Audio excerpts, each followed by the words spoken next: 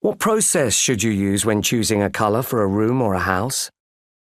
I think the most useful thing to do when choosing a colour for a house or even just for one room is to divide it into 3 categories. The first one would be the light, because these colours, which are full of pigment, change tremendously in different light conditions, and that's what makes them alive and fantastic. The second thing is the architecture, and this is absolutely key because people think that when they're talking about painting a room, they're just talking about the walls. And actually you need to take all the other elements into consideration as well, like skirting and cornicing and ceilings and joinery and window frames. Each of those is like a little ingredient in a recipe, and you have to put them together to create the right effect. So I just literally write a list of them and see the possibilities. And the third, and possibly for me the most important, is to consider your style, to consider what you feel comfortable with. And you don't have to slavishly follow fashion or worry about the date of your house.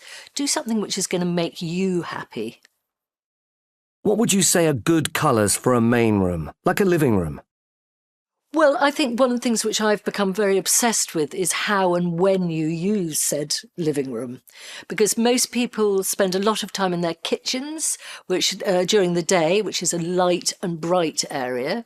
And then perhaps you want to retire in the evening into your living room, into a much more intimate, darker space where you can relax. It's sort of following the rhythm of the light during the day is very important, I think. I think it's good for the soul, actually, to go into a darker space at night and a lighter spend your daytime in a lighter space.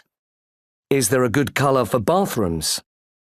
I think with bathrooms, it's all about what's flattering to you. But there are soft colours are usually best. So colours like setting plaster, which is literally like the colour of a plaster palazzo, or a light blue, which has this lovely grey, silvery feel to it. They are very flattering colours, and they're relaxing as well.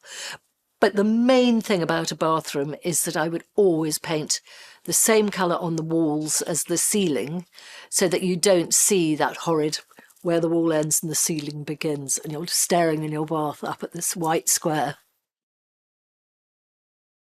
What about bedrooms?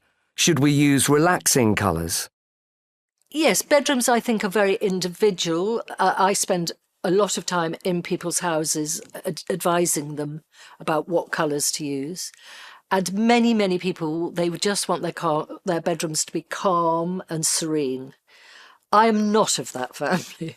I like my bedroom to be as crazy as possible.